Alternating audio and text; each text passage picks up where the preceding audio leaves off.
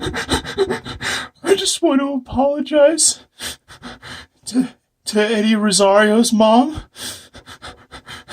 to Jurickson Profar's mom, to my mom, and I'm sorry to everyone.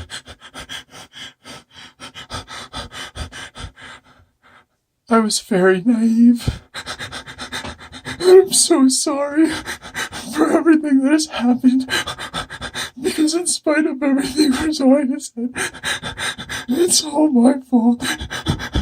It's because it's my project. And I insisted on everything. I insisted that this team didn't suck. I insisted that we keep trying. I insisted that we not draft closers. Everything had to be my way. And this is where we ended up. And it's all because of me that we're here now. Undermanned, lousy, and hunted. I love you, Mom and Dad. I'm so sorry. What is that? I'm so sorry. I'm scared to close my eyes. I'm scared to open them. Oh God. Oh God. I'm gonna die out there. Hey guys, it's Matty Baseball here. We are 2 weeks down in the Super League with 19 to go, and it's panic time for a couple managers, especially me, Blair Witch Project style. This has been so bad. I mean, and also the other defending champion, Trey. But oh my God, it continues for me. So my team did improve on last week, but suffered a tough loss.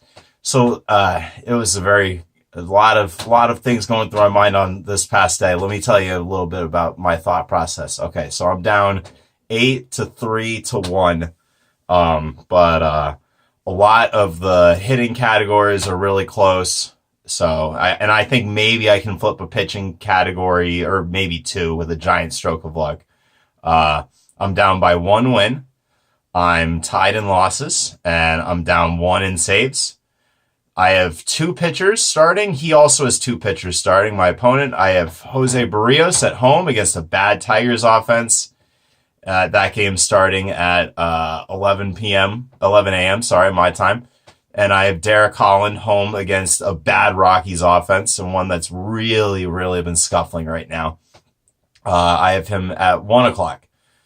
And then my opponent, Dylan, had Tanaka at 10, so starting before either of my guys in a favorable matchup against the White Sox, and he has Jacob deGrom at Atlanta in the Sunday night matchup. All 2 very good pitchers, probably like overall 2 slightly better pitchers than I have, and also very good matchups. So I'm not expecting a ton here at this point. I really need my hitting to come through, but and I also I have in the back of my mind, my pitching's really been struggling, and I got burned at the end of the prior matchup against Terry. So I'm at home. I'm watching the games, as I like to do, obviously. And I think that, am I really going to catch this guy or pass him in wins? My guys have been trash. Everyone involved pretty much has a favorable matchup. So I figure, Tanaka's going up first. Let's just see how he starts off. Maybe the Yankees jump on the White Sox early. Tanaka's been pitching really well, and if I feel like the Yankees are cruising, maybe I'll call off the dogs, concede wins, and try to at least go for the tie in losses. Maybe DeGrom loses later in the night, because I'm banging on my lineup to save me if I get saved. And it almost worked. So through 3 innings, the Yankees jump up 2-0, and Tanaka's making the White Sox hitters look really foolish.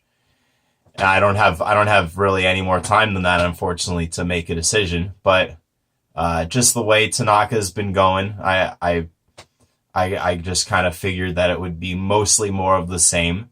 And so I decided to bench both Jose Barrios and Derek Holland at this point. Barrios, the Twins game starts. Barrios gets locked in on my bench. Immediately, Tanaka falls apart in the 4th inning, gives up a grand slam. Yankees are down 4-2. Gets out of the inning without any other runs, but he doesn't record a single out in the 5th inning, loads the bases. Luis Sesso comes in, gives up a sac fly. It's 5-2. That's 5 runs for Tanaka. And then, thankfully, no other runs for him, for his sake. And but the Yankees offense from those early 2 runs didn't get much going after that. So Tanaka actually does lose. So I'm now winning in losses. Meanwhile, Jose Barrios scuffled a little bit in the 2nd inning, but pretty much dominated the Tigers, as I kind of thought he would. But I was just scared because everything's been not going my way. So he wins his game. Twins bullpen almost gives it away at the end, but Barrios does get the win. So I miss out on that win, and I'm not tied with him in wins, which sucks.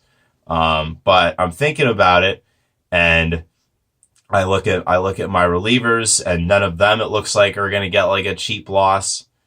And I thought maybe, and sometimes I foolishly think that karma is a real thing, and that I will be rewarded if I put Derek Holland back in my lineup. So it's not real. Karma's not real. But yeah. So right before 1:00, I put Derek Holland back in, and it's like, maybe even if he doesn't win the game, like it's gonna be a quality start.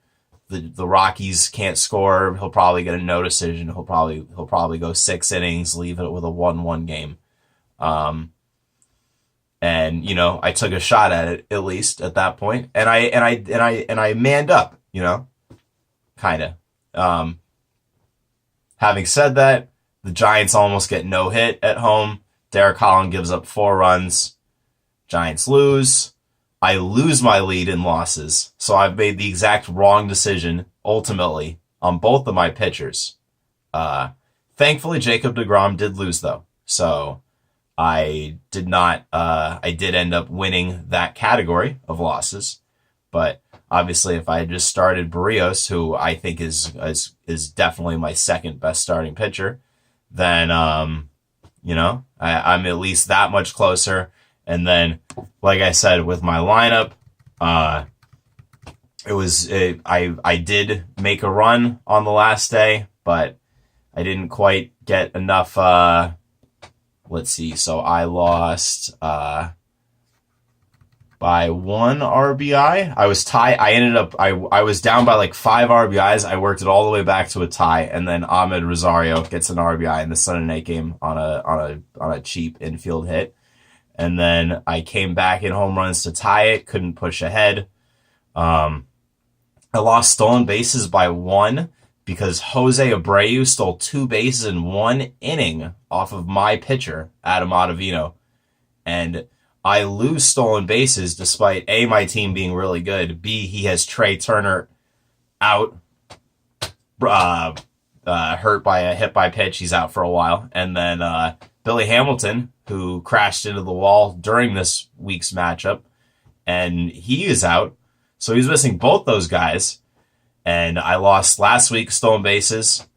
Or I think we tied. I tied, but I should have won because Domingo Santana had 2 stolen bases. And then this time I lost by 1 stolen base because Jose Abreu had 2 stolen bases in 1 inning. Thanks a lot, Adam.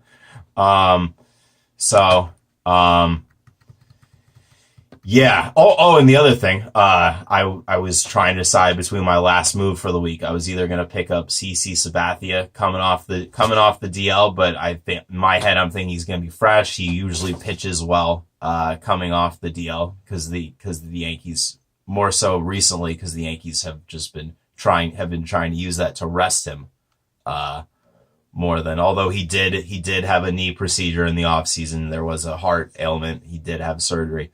So, I mean, I still felt pretty good about him. He was ironically, the 39-year-old fat guy was the one Yankee that I wasn't worried about his health.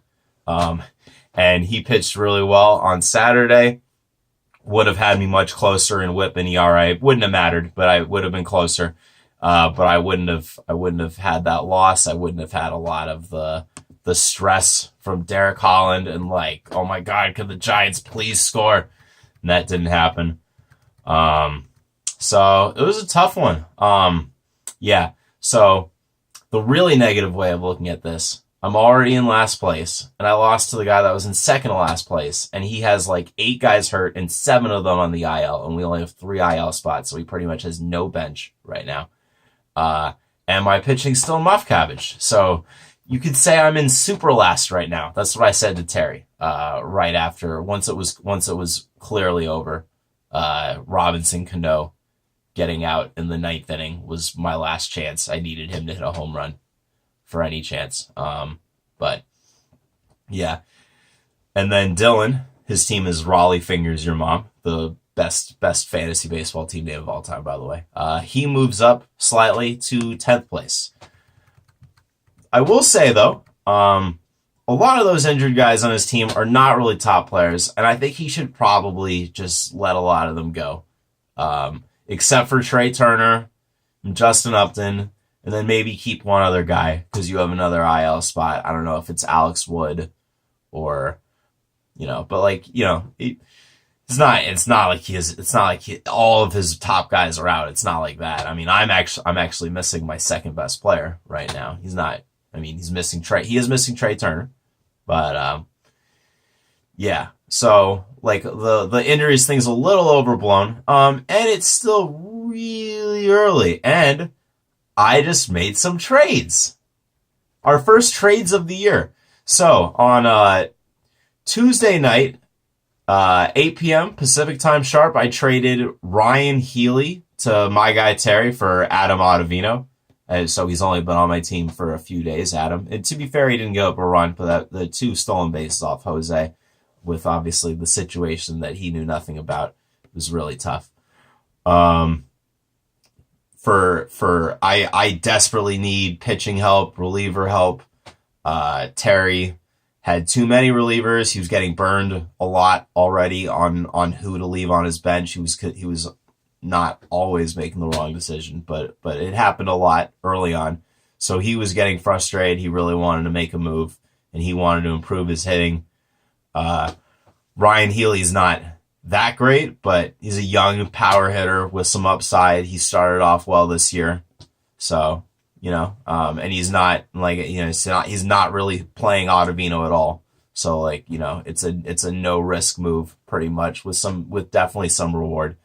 And then on Wednesday at 3:31, I traded Steven Matz to Kyle for my favorite baseball player, Robinson Cano. I lose a decent young pitcher, and obviously my pitching's been trash early on, so that's a little problematic. But, Robinson Cano's still off to a slow start. I think he'll definitely come back around, just like, he's just remarkably consistent. Even last year when he came off the DL and then eventually the steroid suspension, he looked pretty much himself again. He'll come around. And he's first base eligible because he was playing some first base last year. They put D. Gordon in his spot when he was suspended, and then kind of moved Cano around a little bit after that. So, so I have the first base eligibility, and I traded away Ryan Healy. So that's good. I have a clear starting first baseman now. No more Ian Desmond. I still have Daniel Vogelbach. We'll see if he keeps it up. I'm enjoying this while it lasts. So I got both of those guys. And then Kyle, his weakness is pitching. He gets Steven Matz, a young guy with some upside. He's off to a good start this year. The Mets definitely are improved, it seems like. For me,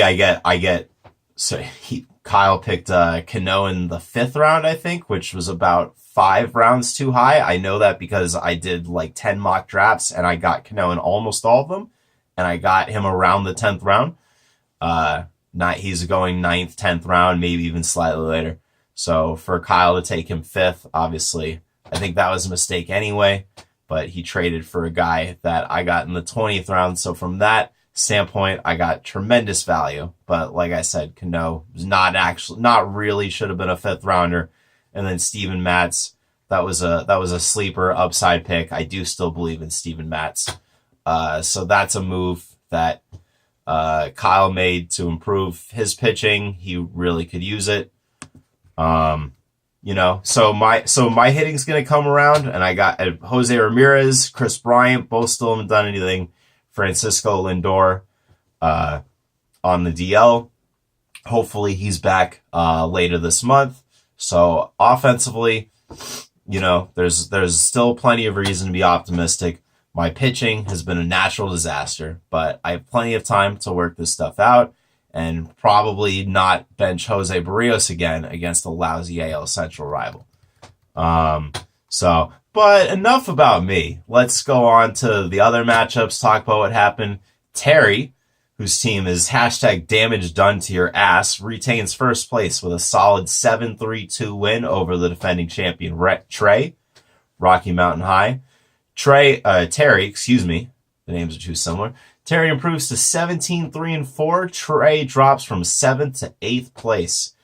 Terry faced probably the least productive team. The least productive team from week 1 was my team. The least productive from week 2 is probably Trey's team.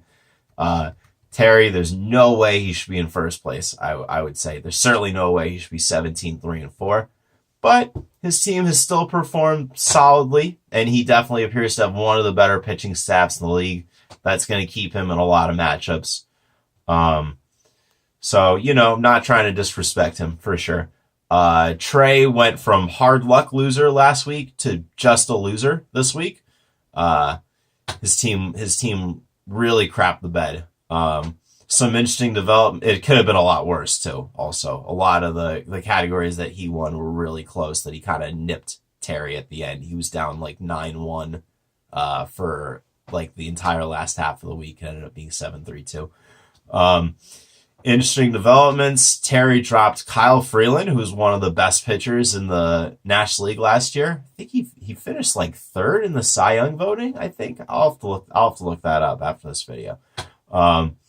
But he's been scuffling out of the gate. The young pitcher doesn't really have the track record yet. He plays in cores, which is always scary no matter what, and especially if he's been scuffling out of the gate.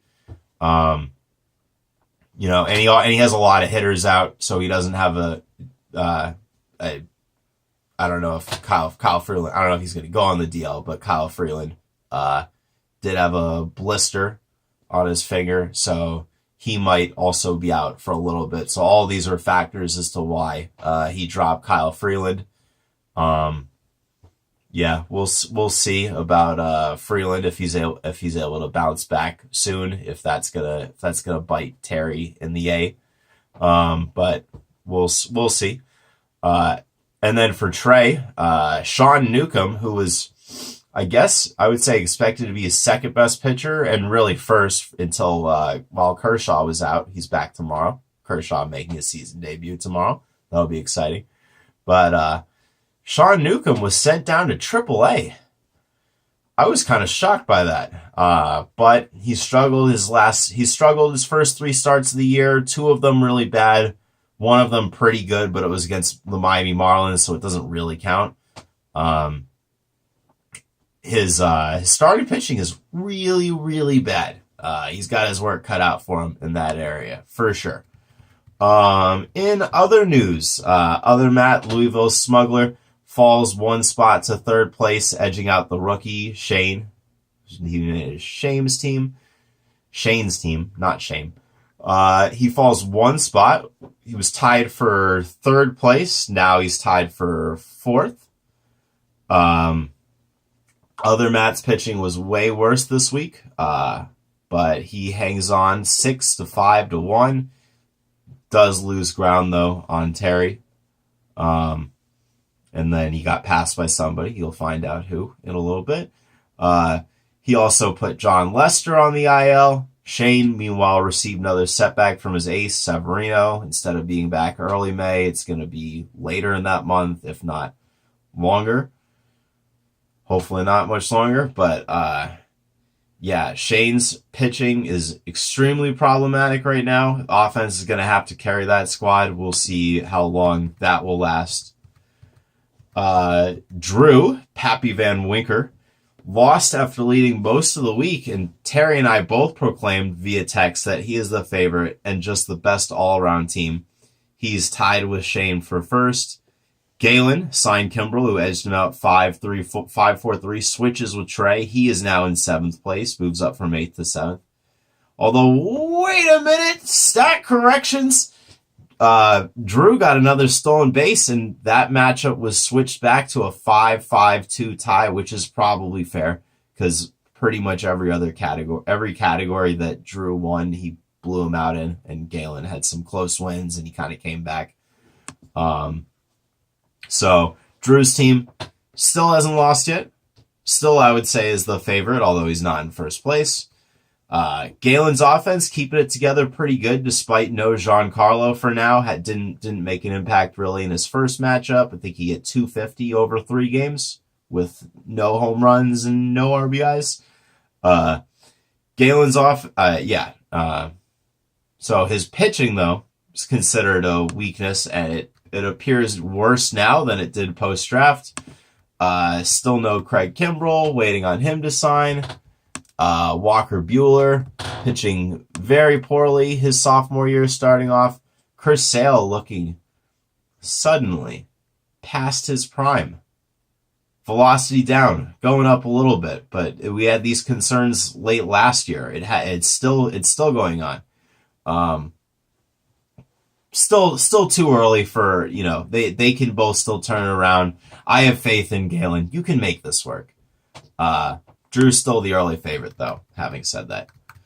The biggest riser, the new second-place team, Flan, Luxury Tax Avoidance, going from 5th to 2nd place after knocking off the biggest faller of the week, Joe, Bieber Fever, falling from 6th to 9th. He also lost Gary Sanchez for at least a little bit of time, and he loses Mike Clevenger for a lot of time. His team got demolished. 8-1-3. Joe probably had as bad of an individual week as anyone had when you include team performance, but also some of the news that he got from key players on his team. So, sucks, Joe, but keep your head up. It's still early. Flan knows something about getting off to a good start. We'll see how long this will last. And finally, Scott, Vitamin Empire, big win. Jumping into 6th over Kyle. He was previously tied with for 10th place. Kyle falls into 11th now. Excuse me, they're tied for 9th. They were tied for 9th and 10th. Kyle falls to 11th, though. He falls behind Dylan. He's only like a game up on me. Scott's hitting carried him. Highlighted by Jose Altuve, who just murdered the Yankees and kept it going after that against Seattle. And then, who's the other one? Pete Alonso. That's right. Pete Alonso, the rookie, looking pretty good at first base for the Mets. That guy's a hitter. This guy's got his beefcake. So, yeah, Scott getting carried by the pitching right now, or getting carried by the hitting, excuse me. Kyle, same thing, but he just acquired Steven Matt, so baby steps there. He's also waiting for Dallas Keuchel to sign. He might be waiting for a while, quite frankly. And then now for week 3, just a quick look. Week 3 matchups. First place Terry looking to keep his good fortune going against 10th place Dylan. Dylan just trying to keep scraping his way out of the bottom of the standings. He's moved his way up a little bit. He's trying to move up a little bit again. Second place Flan trying to keep it going. He gets an interesting test in Trey, 8th place. Trying to stop the bleeding, but he's a former champion. He can do it. We'll see if this week is the week that he bounces back, or if panic continues, and then maybe he will make a Blair Witch Project reenactment after that. Probably not. Let's see, who else? Other Matt defends his early 3 seed against Scott and the surging Vaudeman Empire. Matt's contender. Scott's hoping to be, I'd say, slight edge to Matt. 4th place Drew, frustrated over blowing his lead, looks to take it out on 9th place team Joe, who we may be catching at the right time. Joe's a bit rattled right now, I expect. Some of the injuries and how badly he lost this past week. And then we've got the 5th place guy, Shane. Shane, the rookie, looking to bounce back after a slight loss this week. He faces me, the last place person. I'm looking for continued improvement and respectability and making my team great again. I'll put him in his place. I'll put you in your place, Rook. You watch yourself. We'll see. My team might lose again for sure. And then finally, 7th place Galen takes on the 11th place Kyle in a loser panics match. Not a loser leaves town match. It's way too early in the season to be leaving town. Don't worry about that. But one of these two guys will be panicking. I will say slight advantage to Kyle on the panicking. Slight edge to Galen on actually the prospects of winning the matchup. So, we'll see what developments come up. It's going to be very interesting. But until then, I say thank you all. Good luck to you all. Suck it, y'all. And good night. Week 3 is coming up. Matty Baseball signing off. Thank you very much, guys. This was the Super League Week 2 recap.